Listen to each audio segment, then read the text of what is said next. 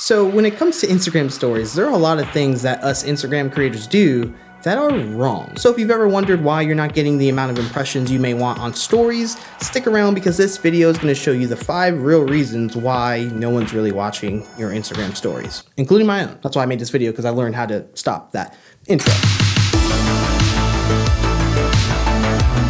Salutations everybody, Benjamin Brandon here. Today we're talking about the 5 real reasons why people aren't watching your Instagram stories and what we can do to improve that. The first one, and probably the biggest mistake that I was doing for a while, and I'm sure a lot of you are right now, is using the wrong amount of hashtags in stories. Now, as most subscribers on this channel are familiar, I've been mentioning in the past that you can use up to 10 hashtags within your Instagram stories. And that is the maximum amount of hashtags you can use when writing them into a caption. And it's quite deceiving because when you type them in, you can see that they're underlined, which means, okay, cool, they've been generated as a hashtag that's searchable within Instagram. Well, that is no longer the case, and I learned that the hard way. I noticed when I continuously started to add 10 hashtags within a story, I would go to these hashtags and see if I was searchable within the Instagram story explore page, if you will, and I would only really show up on a few of them. Initially, I just thought the Instagram algorithm wasn't liking a few of my stories or something, and that's all I got. However, one day I realized when I only added 3 hashtags, I was searchable in every single one. So I did some research and figured out, like, whoa, why is that happening? And then I found this video here from Social Media Examiner, which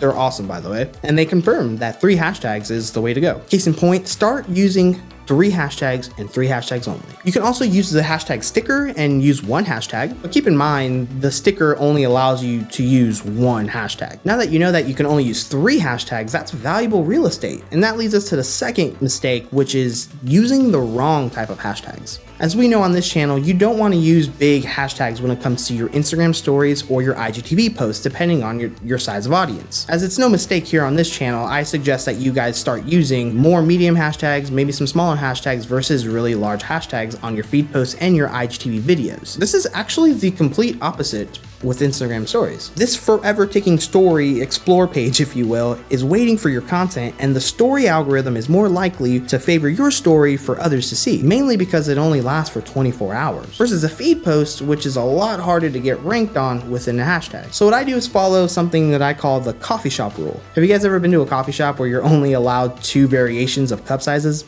medium and large? The same thing applies on Instagram stories, meaning you really only want to use medium and large hashtags. What I do within a day of making Instagram stories is use 1 medium hashtag and 2 large hashtags for one particular story. And then the next story, I'll flip it around and use 2 large hashtags and 1 medium hashtag. And I found that to be quite successful. But let's define large and medium hashtags. Large hashtags are those with over 300,000 posts. Medium hashtags range between 80,000 and 300,000. And from what I gathered, medium and large hashtags are super effective on stories because stories in themselves are just rapidly consumable content. So things filter out a lot quickly, which brings more opportunity for those to jump in.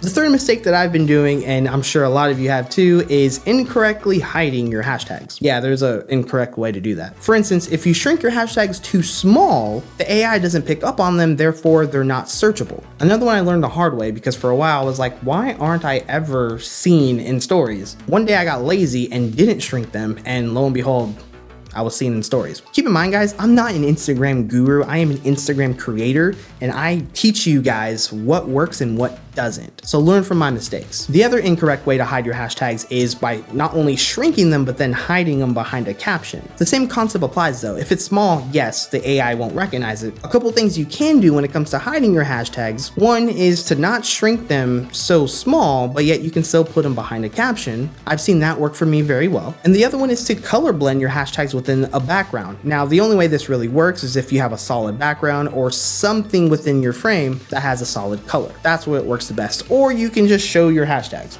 Either one. The fourth real reason why no one's watching your stories is because you may not be using the location sticker when you're able to. Anytime you have the opportunity to add a location sticker, add a location sticker. You're just taking advantage of yet another way Instagram conglomerates content for viewers to see. Locations have their own little feed mechanism, and you're able to look at what's happening within a particular location. And the biggest reason why no one's watching your Instagram stories is because you're not studying your Instagram story insights. This is often overlooked when it comes to Instagram stories. And as I taught you guys in my last tutorial about IGTV insights, studying insights in general is very powerful. This allows you to define what type of content works for your audience and what type of content does not work, what content they don't resonate with, the stuff you make that they don't like. That's important. The way to analyze what works within your Instagram stories is through the navigation pane within your Instagram insights. And here you have 4 metrics in total. 2 of them show you very positive performance and the other 2 show you the negative performance. The 2 insights that show you how well your stories are performing are back and forward. Back is when the viewer heads back to your previous post, either because they missed your last story and want to recap on what you've been up to, or they're just curious if they missed something given the context of the story that they're currently viewing. The higher the number here, the better, because that means people are genuinely interested in what you're sharing. It's also a huge positive because it boosts your impressions from later stories that they may not have seen yet. And the Instagram story algorithm totally loves impressions, and that's one of the main ways your story can be featured on the Explore page. The forward metric is also a positive one. This is when the viewer heads to your next story to see what happens next, which then defines they are engaged. Now, 2 little ways that I've used to improve this metric going forward, get it?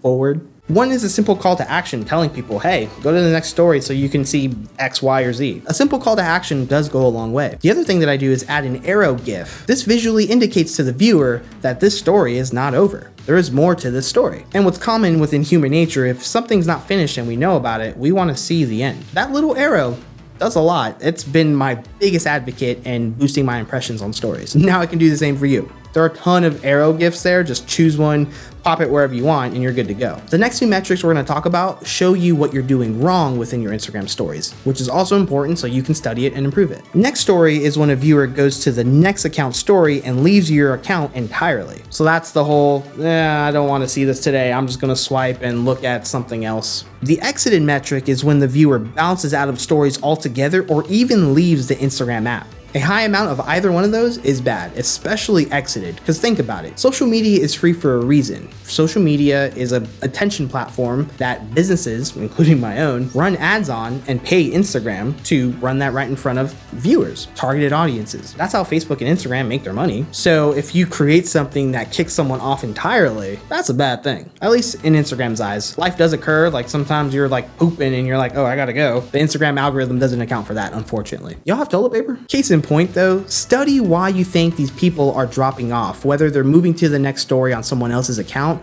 or why they exited in the first place. Don't get me wrong, you will have numbers for both. Always. Life is unexpected, whether it's someone on the toilet or someone just not liking your story. Either one can occur, so you will have exited numbers and you will also have next story numbers. That's okay. The point is to limit the amount you can possibly get. But when it comes to story insights, study them every week, at least 5 or 10. Study which stories have higher numbers within the positive metrics, and then study those stories that have higher numbers within the negative metrics. And I promise you, you will understand what people really want to see from you. They're following you for a reason. So do your best to give them what they want to see. For more Instagram tips and tricks and IGTV tutorials, crush that subscribe button. Don't forget to follow me on Instagram, DM me, let's connect, and my beautiful vert friends will see you on the next one.